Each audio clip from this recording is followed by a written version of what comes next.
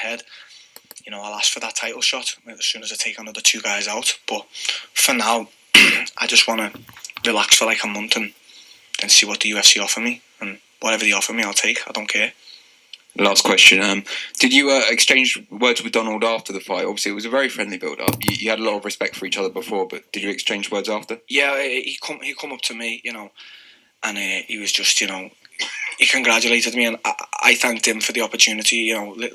When we were building this fight up, and you get certain fighters and certain people, they try to trash talk, and it comes off as very fake. When I say things, I'm not trash talking. I'm just speaking my mind and what I believe and what I think. And I've been a fat fan of Cowboy since I watched him in WBC. I respect the guy, and let's make no mistake about this. He gave me the opportunity. He could have said no to fighting Darren Till. He could have, and nothing would have changed. But he said yeah. So I have the utmost respect for a guy like Cowboy Cerrone, who will fight anyone, anytime, any place. And for him to fight a guy like me, I'm 24, I'm hungry, I believe I can beat anyone on this earth. That man's got balls. So I respect him so much. Darren, here. Hello. Please describe Polish crowd, Polish people, because I think the atmosphere at the arena today was amazing. Crazy, yeah. I didn't know how to take it. I don't know. They were just shouting. I don't think they were shouting for anyone. They were just shouting. They were. I mean, they were cheering for me, cheering for Cowboy. They were cheering for the referee. I just don't know. They were crazy crowd. I don't know if it's just Gdansk or Poland itself. I heard a lot about how the fans are, but this is a place that the UFC needs to frequent more, because that atmosphere was. I've fought 3 times this year, and that was the best atmosphere this year. So Poland can be proud of the crowd that we have. 1,000,000%, of course. Yeah, fucking, you're crazy. So, Arkadiusz Pawłowski, Sportowalki.org. Darren, you, as you said, you convincingly beat one of the best guys in the welterweight division. You've shown us all what you're made of. You have been confident from the beginning, but what is your biggest strength, in the octagon and outside of it? In the octagon, I believe I'm the most intelligent fighter. I don't believe it's the strongest or the best black belt on the ground or the best striker. I believe I'm the most intelligent. I believe I control everything so well.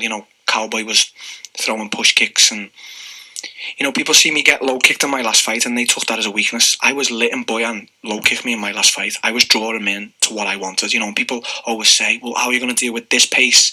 They said at my last fight, how are you going to deal with Boyan's pace? How are you going to deal with Cowboy's pace?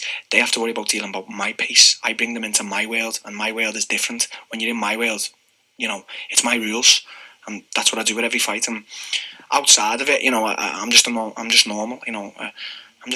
I'm fucking crazy. I'm crazy, but I've just, ever since I was a kid, when I found fighting, I tried to do 9-to-5 jobs with my dad and my uncle, and I just fighting. I didn't want to go to school. I didn't want to do anything. I just wanted to fight, and right now it's all paying off. That's a great example for the kids, by the way. Okay. Stay in school, kids. Don't listen to me. I'm crazy. Yeah, and about Thursday, when you had the face-off with Cowboy, he was. We didn't know what he was talking about, but he was telling you something during the face-off, and he told me that he was telling you to lighten up, kid. Lighten up. Don't be so tense. He was giving me pointers. He was telling me how main events work. I have to listen to a guy like him. He knows what he's talking about, and I wasn't trying to intimidate him or nothing. Just coming in with my normal traditional face-off. I put my hands behind my back, and he's saying, loosen up, and I'm like, okay, Cowboy, if you say so. But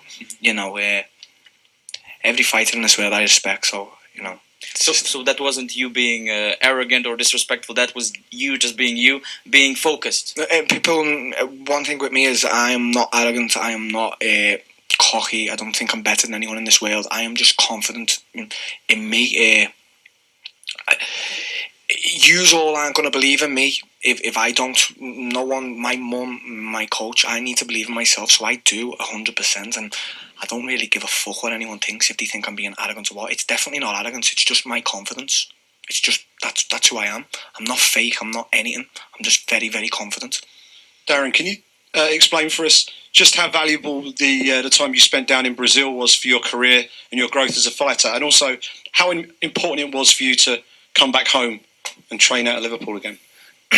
It was. If I say there was anything in my life that that changed it, it was the whole process. I think by now everyone knows the story that I got stabbed and I was nearly on death's door in Liverpool, and my coach Colin Heron decided to send me off to Brazil. And I got there and there was a 6-month plan. Not many people know this, but I'll never forget it.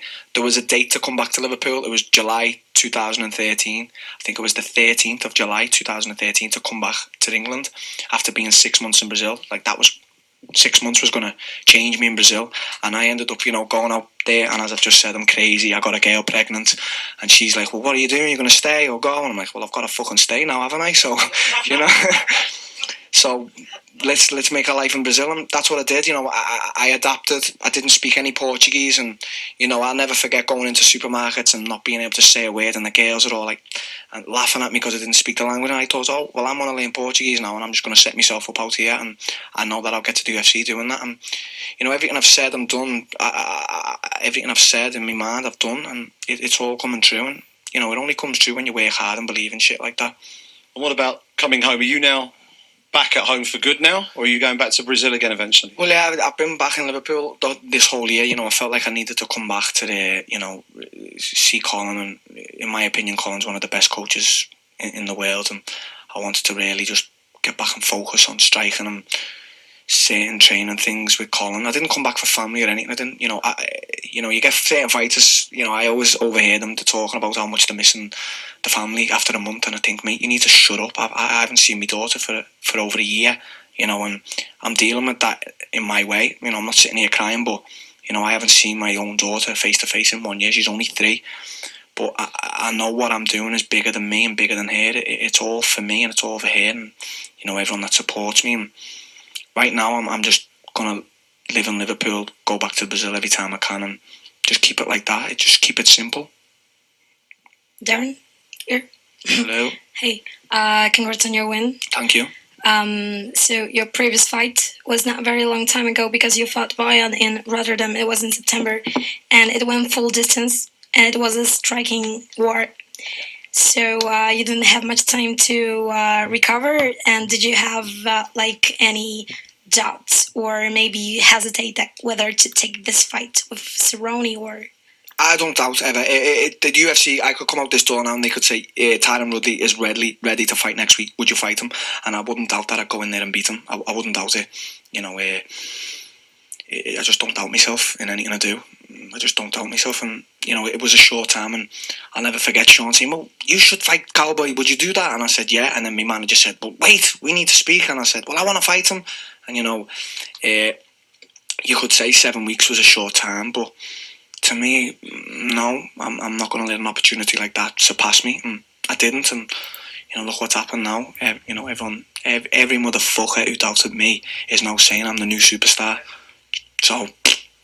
Yeah, for real, there's gonna be a big hype, so prepare. Yeah. The hype's not real, though. People need to believe. With me, with anyone, it's not about hype, it's about belief. Yeah, but people are finding out that there's someone like you, and exactly. It's gonna be a mess. Yeah. Again, I would like to swing back to this comparison with the previous fight with Boyan. Yeah. So it went full distance. It was a striking war. Yeah. And now, first round, so TKO. And I know that we shouldn't compare fights like that, but it looks like Boyan was a bigger challenge for you than Cowboy. What can you say about that? No. Can you compare them? Yeah, I can compare it. No, Boyan just didn't bring the best out of me. I'm not disrespecting him, but it just wasn't hard. You just said it was a striking war, and people saying, "Oh yeah," visually, because visually, we don't feel. Of course, yeah. But I remember my coach Colin saying to me after the fight, "Why was you letting him low kick you? We all know you was doing it on purpose," and I was bringing him into my game, drawing him in, letting him feel comfortable getting that leg kick off. And I noticed that Cowboy tried to leg kick me a few times, and if you notice the fight with Boyan and Cowboy, when Boyan leg kicked me, I let him.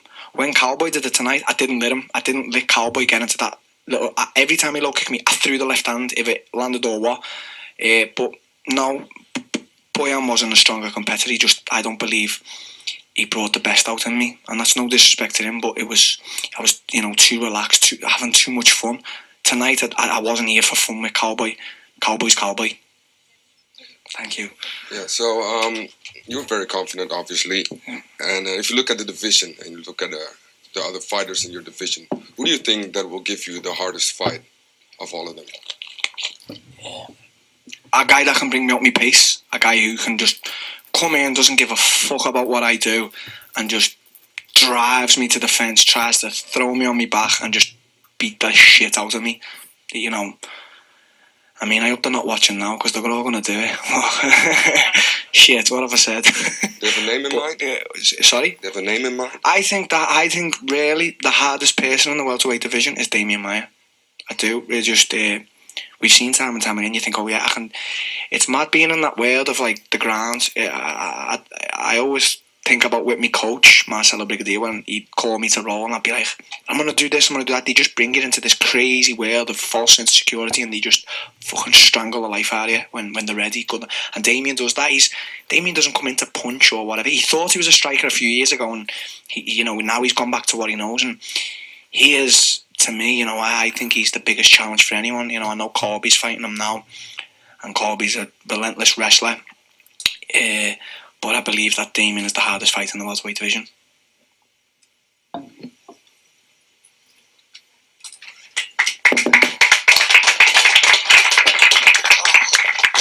have a beer.